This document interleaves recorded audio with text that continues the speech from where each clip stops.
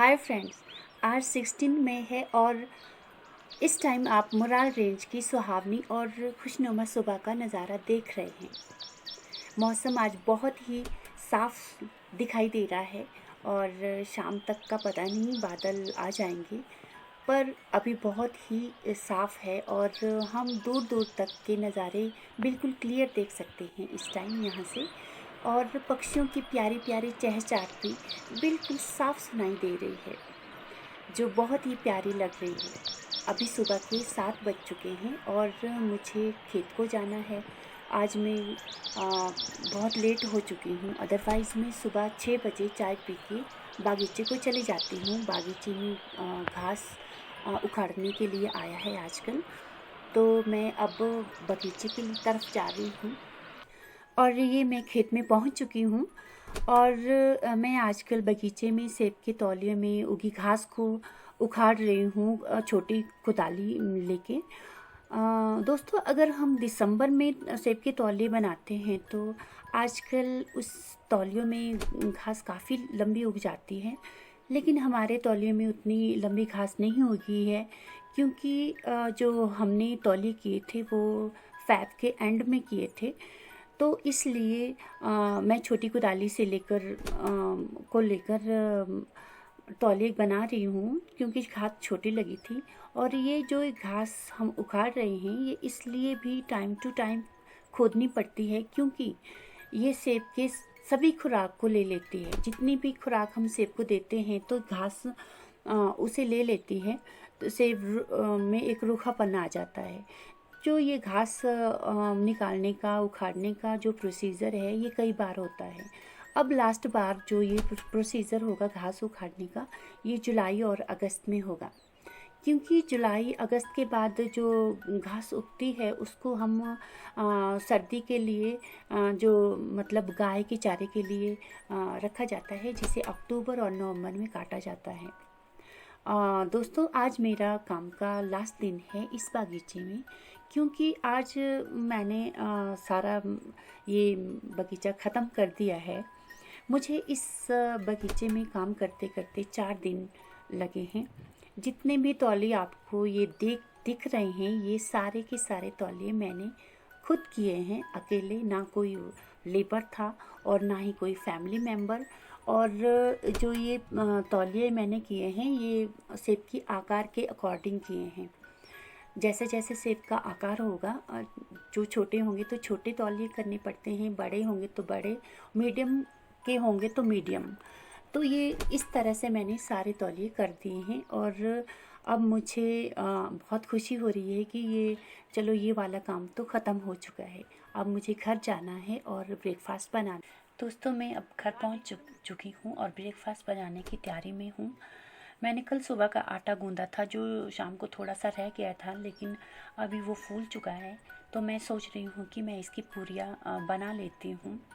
और मैं पूरियाँ बनाने जा रही हूँ अभी। तो मेरा ये ब्रेकफास्ट अभी तैयार हो चुका है।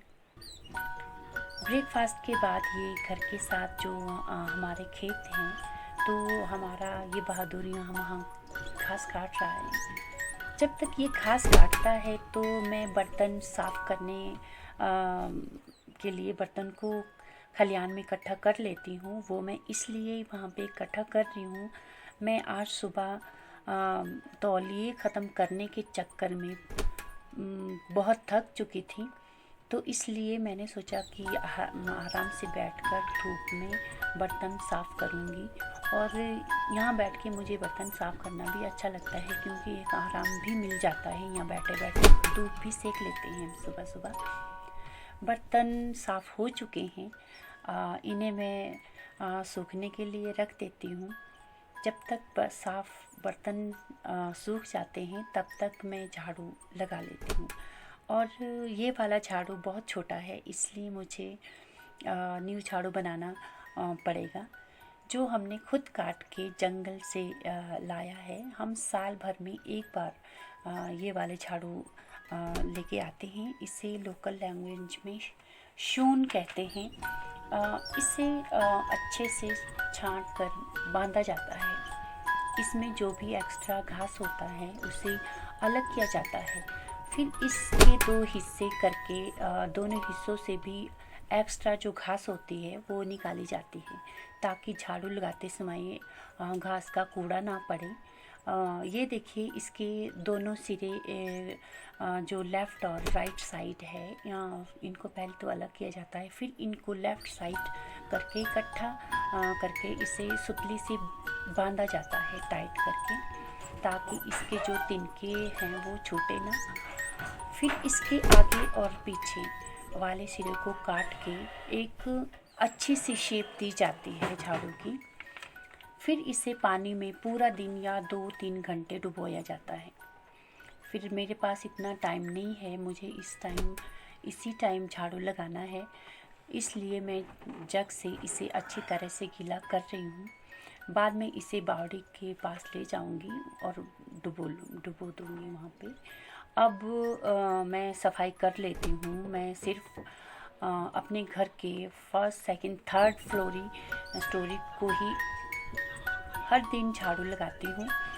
जो टॉप वाली स्टोरी है वो गेस्ट रूम है, उसे हम कभी कभी झाड़ू लगाते हैं, क्योंकि वहाँ इतना ज़्यादा कूड़ा नहीं पड़ता है। तो इमरजेंसी में कभी ऐसे ही अगर फ्री हो तब वहाँ पे झाड़ू दे देते हैं। बाकी स्टोरीज़ डेली यूज़ होती है, तो इसलिए डेली साफ़ करनी पड़ती है। इसके साथ साथ ही हम खलिहान को भी डेली झाड़ू मारते हैं, क्योंकि जब भी हम फ्री होते हैं तो सभी परिवार इस खलिहान में बैठते हैं। झाड़ू लगाने के बाद मुझे बाथ भी करना है, और अब मैं फ़्रेश हो चुकी हूँ। अभी ये मेरे जेठानी जी हैं और ये तैयार हो चुके हैं। हमने किसी रिलेटिव को देखने के लिए जाना है जो बीमार है। ये झाड़ू मैं अभी इस बावड़ी में डुबो लेती हूँ। जब वापस आऊँगी तो इस झाड़ू को मैं अपने साथ ले जाऊँगी। फ्रेंड्स, अब हम घर से उन रिलेटिव के घर निकल चुके हैं।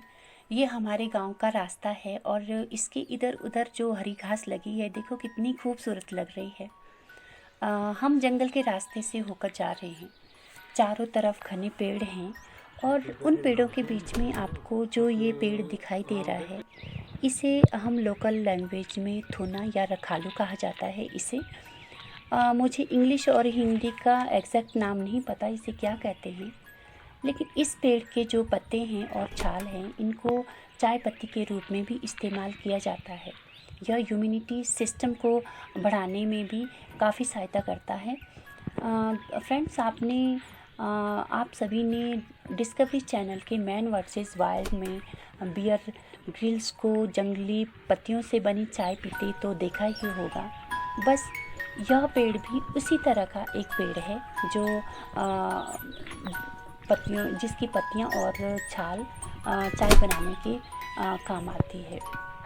वैसे हम अब अपने रिलेटिव के घर पहुंचने ही वाले हैं। उनका बगीचा शुरू हो चुका है, और वहाँ सामने उनका घर भी दिखाई दे रहा है। अब हम इन पत्थरों के साथ लगे रास्ते से जाना होगा हमें। वहाँ मेरे हस्बैंड मेरा वेट कर रहे हैं, और मेरे फ़ोन की बैटरी भी बहुत कम हो चुकी है। मैं आगे ज़्यादा वीडियो नहीं ले पाऊँगी, बस घर जब वापस आऊँगी तब लूँगी। तो अब हम उसी जंगल के रास्ते वापस आ रहे हैं। ये देखिए, इस थाच में गाय चर रही हैं, और उनके साथ ही पीछे हमारी बुआ जी, जो मेरे हस्बैंड की रियल बुआ हैं, हमें मिल गई हैं, और वो यहाँ जंगल में लिंगड़ की सब्ज़ी लेने आए हैं। लिंगड़ की जो सब्ज़ी होती है वो बहुत स्वादिष्ट होती है, और इसमें आयरन की प्रचुर मात्रा होती है। मुझे तो लिंगड़ की सब्ज़ी बहुत पसंद है। इन्हें अभी अगस्त तक ही खाया जाता है। अब हम घर की तरफ चल पड़े हैं, तो रास्ते में मैंने बनक्सा के फूल देखे थे, तो मैंने सोचा कि मैं इन्हें चुन लूं, लेकिन बुआ जी ने कहा कि आज मत उठाओ इन्हें। उन्होंने कहा कि जेठ महीने का जो फर्स्ट संडे होता है वो इन फूलों को चुनने के लिए सही माना जाता है। और तो फ्रेंड्स, जो अभी 3 दिन बाद संडे आएगा, तो मैं उस टाइम इन फूलों को चुनने के लिए आऊँगी। और ये फूल नहीं बल्कि एक औषधि है, जो जिसका ब्यौरा मैं आपको संडे वाली वीडियो में ही दूंगी। और ये देखिए अब हम अपने गांव के पास पहुंच चुके हैं। यहाँ से आप सुंदर व्यू देख सकते हैं और इन बनक्सा के फूल के साथ। और अब मेरी फ़ोन की बैटरी बिल्कुल 3% रह गई है और हाँ, मुझे उस बावड़ी के पास से झाड़ू ले जाना है जो मैंने खुरल में सुबह डिप किया था। और जो ये खुरल है इसमें भेड़, बकरी, गाय, बैल जो जितने भी पशु हैं वो पानी पीते हैं जब वो जंगल के लिए चारा चरने जाते हैं और शाम को घर वापस आते हैं। तो इसका पानी तो देखो कितना साफ़ है और इसका तालाब भी बिल्कुल साफ़ दिखाई दे रहा है। झाड़ू पूरी तरह से डिप हो चुका है और मेरे फ़ोन की बैटरी बिल्कुल डेड होने वाली है।